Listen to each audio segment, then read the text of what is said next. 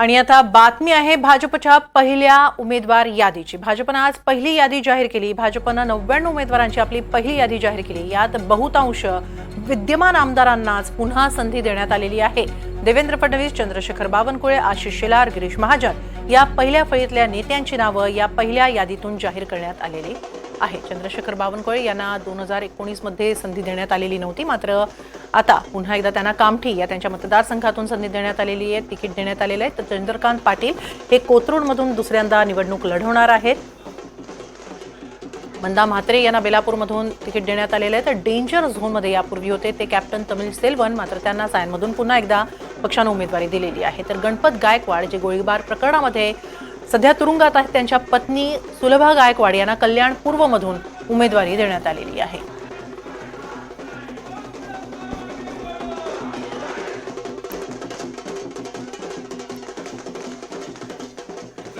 भाजपच्या पहिल्या यादीमध्ये पश्चिम महाराष्ट्र, विदर्भ आणि मराठवाड्यातून बहुतांश उमेदवार जाहीर करण्यात आलेले आहेत। पश्चिम महाराष्ट्राविषयी आपण अधिक चर्चा करणार आहोत, माहिती घेणार आहोत आमचे प्रतिनिधी राहुल कुलकर्णी यांच्याकडून।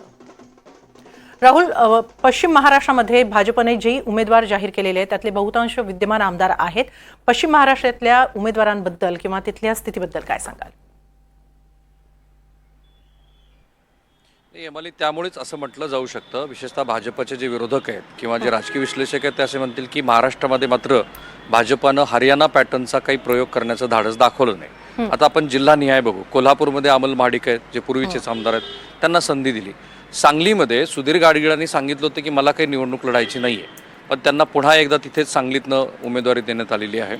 सुरेश खाडे यांच्याबद्दल जे मंत्री आहेत त्यांच्याबद्दल असं होतं की त्यांचा जो काही फीडबॅक त्या मतदारसंघातला भारतीय जनता पार्टीने घेतला होता, तर त्यांच्याऐवजी त्यांच्या चिरंजीवाला तिकीट द्यावं इथपर्यंत भाजप पक्षश्रेष्ठी या मताला आलेले आहेत असं म्हटलं जात होतं। पण तिथे सुद्धा सुरेश खाडे यांनाच संधी दिली।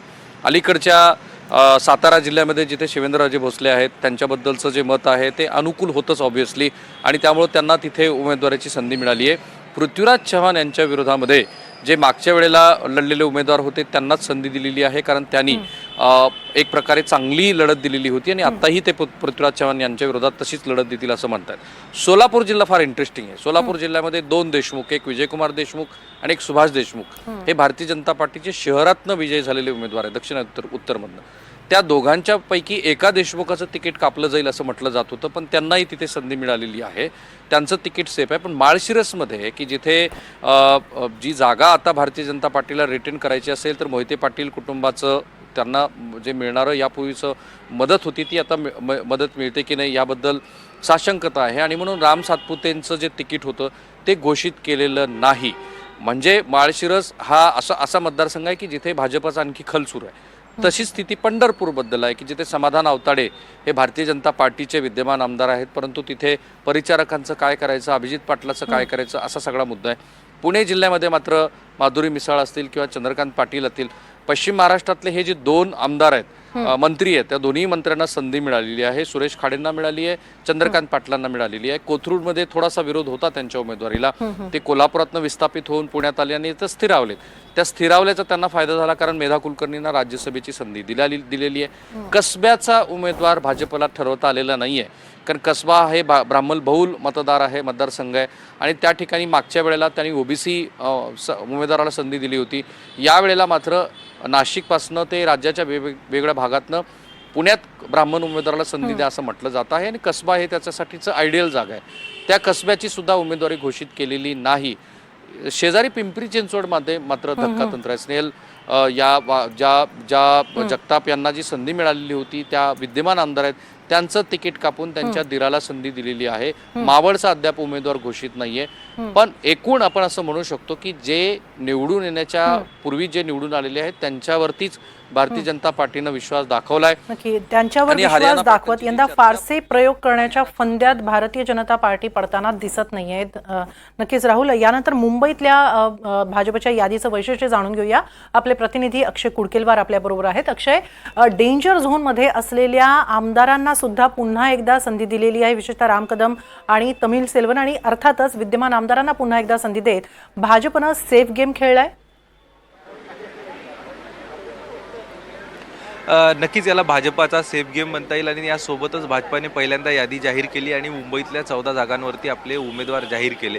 एकूण भाजपाकडे मुंबईमध्ये साधारण 17 उमेदवार होते, 17 विद्यमान आमदार होते. या 17 पैकी 3 ठिकाणच्या उमेदवारांना ब्रेक भाजपाच्या माध्यमातून देण्यात आला आणि उर्वरित 14 जागी भाजपाने आपले उमेदवार जाहीर केलेले आहे.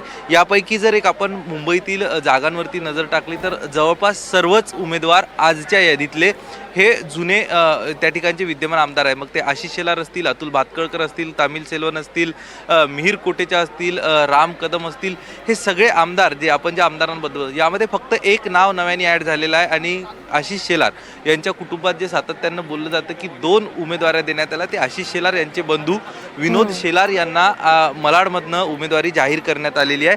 तर इतर सगळे उमेदवार हे भाजपाने जे विद्यमान आमदार होते त्यांनाच पुन्हा एकदा मुंबईमध्ये संधी दिलं असल्याचं आपल्याला बघायला मिळते.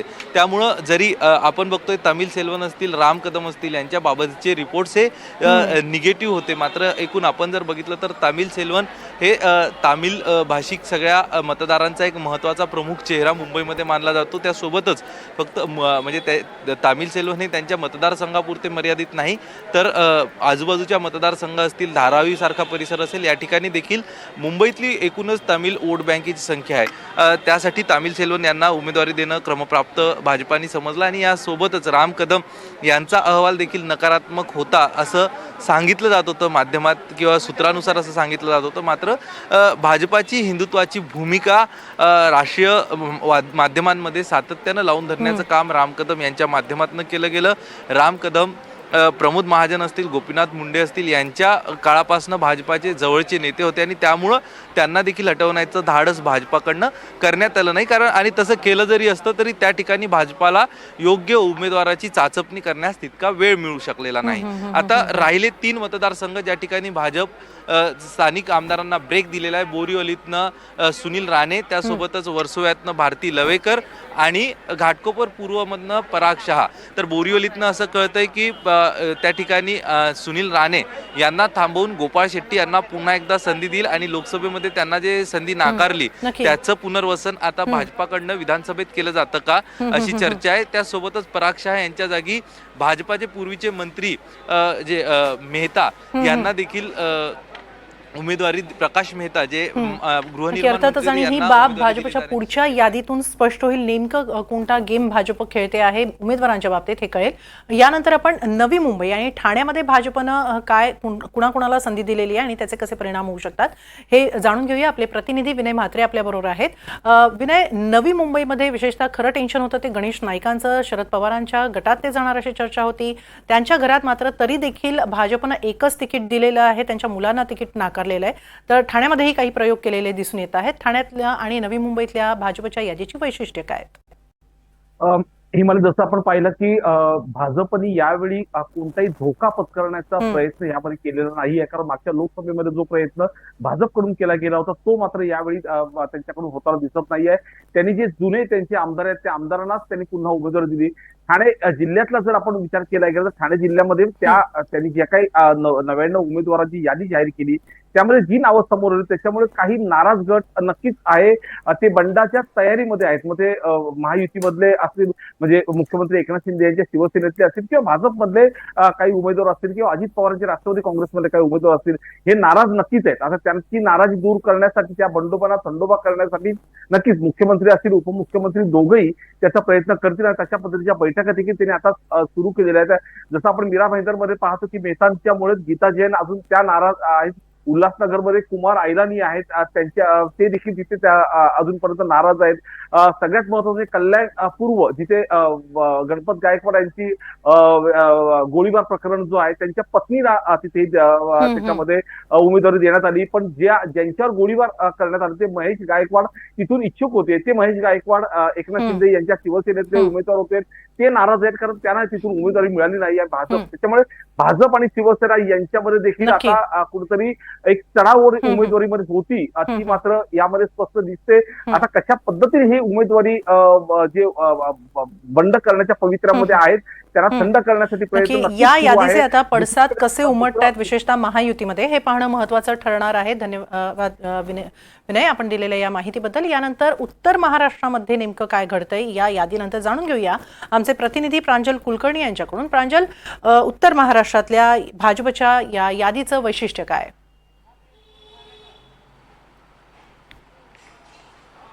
हेमाली, आपण जर बघितलं तर ही यादी भाजपची पहिली यादी जाहीर झालेली आहे. यामध्ये अनेक विद्यमान आमदारांना पुन्हा एकदा संधी देण्यात आली आहे, तर काही जणांना डावलण्यात देखील आलेलं आहे आणि यामुळे कुठेतरी कही खुशी कही गम अशीच खरं तर परिस्थिती भाजपमध्ये बघायला मिळते.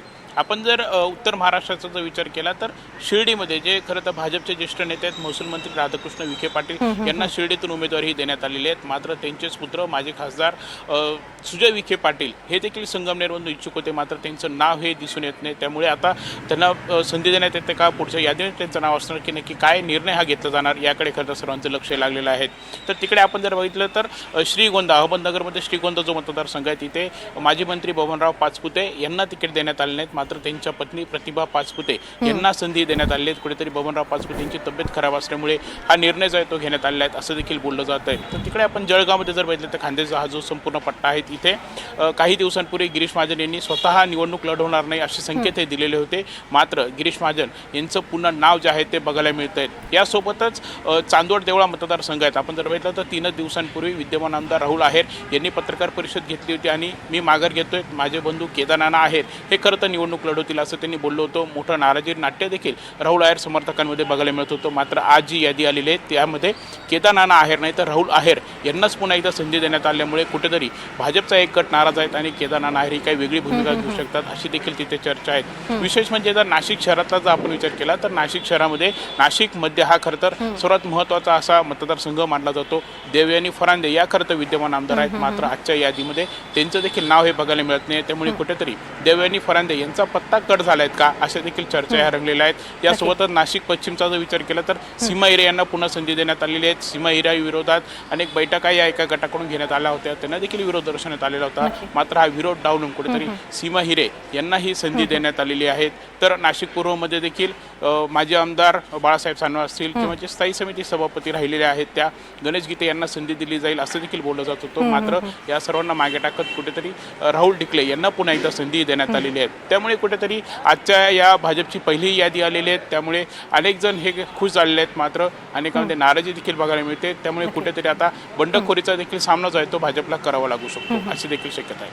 हे मला प्रांजल, यानंतर आपण संभाजीनगरमध्ये अर्थात मराठवाड्यामध्ये भाजपनं काय प्रयोग केलेला आहे हे जाणून घेऊया. आपले प्रतिनिधी मोहसिन शेख आपल्याबरोबर आहेत. मोहसिन, मराठवाड्याचा विचार केला तर भाजपच्या या पहिल्या यादीतून मराठवाड्याला कोणते उमेदवार मिळालेत, काय वैशिष्ट्य आहेत? हेमाली, आपण जर बघितलं तर ज्या पद्धतीने भाजपची पहिली यादी आली आहे अशी अपेक्षा होती की मराठवाड्यातील सध्या मराठा आरक्षण आणि या सगळ्या गोष्टी पाहता भाजपकडून सर्वात उशिरा म्हणजे शेवटच्या टप्प्यात मराठवाड्यातील यादी जी आहे तर जाहीर होऊ शकते. मात्र भाजपने पहिल्याच यादीत मराठवाड्यातील जवळपास सर्वच जागा ज्या आहेत तर जाहीर केलेल्या आहेत, त्यातली एक जागा फक्त शिल्लक राहिलेली आहे. आपण जर गेल्या वेळेसचा विचार केला तर मागच्या वेळेस भाजपने महायुतीमध्ये म्हणजे युतीमध्ये 16 जागा ज्या आहेत 16 ठिकाणी उमेदवार दिले होते आणि आता जे आज पहिली यादी जाहीर करण्यात आली आहे त्यात देखील 16 उमेदवार जाहीर करण्यात आले. मात्र यंदा जे आहे तर नांदेडमधून अशोक चव्हाण यांच्या मुलीला देखील उमेदवारी देण्यात आल्या नाही, त्यामुळे या मराठवाड्यात भाजप 17 जागा लढवणार आहे आणि त्यापैकी 16 जागा ज्या आहेत तर आज जाहीर करण्यात आलेल्या आहे. मात्र एक जागा जी आहे म्हणजे ती म्हणजे बीड जिल्ह्यातील गेवरे येथील तिथे लक्ष्मण पवार हे भाजपचे आमदार होते, त्यांची जागा मात्र भाजपने वेटिंगवर ठेवलेली आहे. त्यामुळे या ठिकाणी भाजप उमेदवार बदलणार का ही देखील चर्चा सुरू आहे. आता दुसरं आपण जर अँगल बघितलं तर मराठवाड्यात ज्या पद्धतीने मराठा आरक्षण सुरू आहे, मागच्या वेळेस जेव्हा जे 16 उमेदवार देण्यात आले होते त्यापैकी 10 उमेदवार हे भाजपचे मराठा उमेदवार होते आणि ते निवडून देखील आले होते. आता मराठा आरक्षणाच्या ह्या सगळ्या पार्श्वभूमीवर आता जी यादी जाहीर करण्यात आली त्यात देखील 9 आमदार जे आहेत तर मराठा आमदार असल्याचं यात आपल्याला पाहायला मिळत आहे, ज्यात 4 महिलांना देखील उमेदवारी देण्यात आल्याचं यात यादीतून आपल्याला स्पष्ट होताना पाहायला मिळत आहे. काही बदल देखील करण्यात आलेले आहेत, ज्यात जसं की छत्रपती संभाजीनगरचं फुलंब्री मतदारसंघ आहे त्या ठिकाणी जे हरिभाऊ बागडे होते ते राजस्थानचे राज्यपाल झाले त्यामुळे त्यांच्या जागी आता अनुराधा चव्हाण यांना जी आहे तर उमेदवारी देण्यात आलेली आहे. सोबतच भाजपमध्ये अशोक चव्हाण आल्यामुळे भोकर मतदारसंघातून त्यांची मुलगी श्रीजया चव्हाण हिला देखील उमेदवारी देण्यात आली आहे. आता फक्त भाजपने एक जागा जी आहे ती महायुतीमधली मराठवाड्यातील शिल्लक राहिली ती म्हणजे बीड जिल्ह्यातील गेवराई. आणि आता इथे या काय ठिकाणी नेमका निर्णय होतोय हे लक्ष्मण पवार नक्कीच यांना पुढच्या याद्यांमधून स्पष्ट होईल. धन्यवाद मोहसिन, आपण दिलेल्या या सविस्तर माहितीबद्दल. यानंतर विदर्भात भाजपनं कुणाकुणाला संधी दिलेली आहे जाणून घेऊया. आपले प्रतिनिधी संजय तिवारी आहेत आपल्याबरोबर. संजय, विदर्भामधून भाजपचे अनेक दिग्गज नेते येतात आणि त्यांना पुन्हा एकदा संधी देण्यात आलेली आहे विदर्भामध्ये. काय खास वैशिष्ट्य आहेत विदर्भातल्या या यादीची? अगदी बरोबर हेमानी, आपण जसं पाहिलं तर या पूर्ण आज जी पहिली यादी आलेली आहे त्याच्यातलं सर्वात महत्वाचा मुद्दा हाच आहे की इतरत्र सगळीकडे उमेदवारांसाठी आणि जागा वाटपासाठी तिढा सुरू आहे, वाद सुरू आहे. अशा वेळेस सायकोलॉजिकल ऍडव्हान्टेज घेण्यासाठी भारतीय जनता पक्षाने सर्वात आधी आपली यादी आणून आपलं बेस्ट फूट फॉरवर्ड टाकण्याचा प्रयत्न केलेला आहे. अधिकांश जुन्याच चेहऱ्यांना रिपीट केलेला आहे आणि हे ते चेहरे आहेत की जे जिंकू शकतात. आपल्याला माहिती आहे सत्तेचा मार्ग विदर्भातून जातो असं भाजपचे वरिष्ठ नेते सतत बोलत होते आणि ते असंही म्हणत होते की आम्ही प्रत्येक जागेवर जिंकणारा उमेदवार देऊ, विनेबिलिटी पाहून देऊ आणि महत्वाचं म्हणजे एक एक मत, एक एक जागा आमच्यासाठी महत्वाची असेल.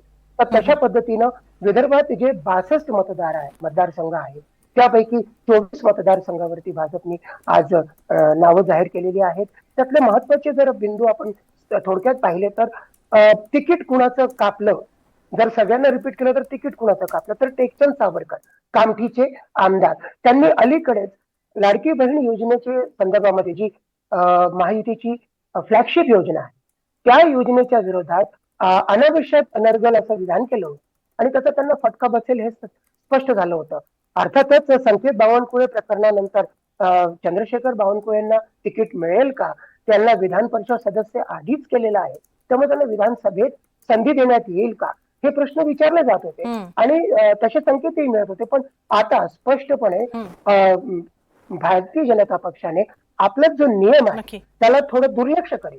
ते विधान परिषद सदस्य असतानाही त्यांना विधानसभेची उमेदवारी दिलेली आहे. नक्कीच विदर्भामध्ये अनेक दिग्गजांना आणि जुन्या चेहऱ्यांना संधी देत भाजपनं एक नवे प्रयोग टाळलेले आहेत. केवळ जिंकून येण्याच्या निकषावर भाजपनं आपल्या पहिल्या यादीतून विद्यमान आमदारांना पुन्हा एकदा संधी दिलेली आहे. नवे प्रयोग टाळत सेफ गेम खेळताना भाजप दिसते असंच म्हणता येईल. धन्यवाद संजय, आपण दिलेल्या या सविस्तर माहितीबद्दल.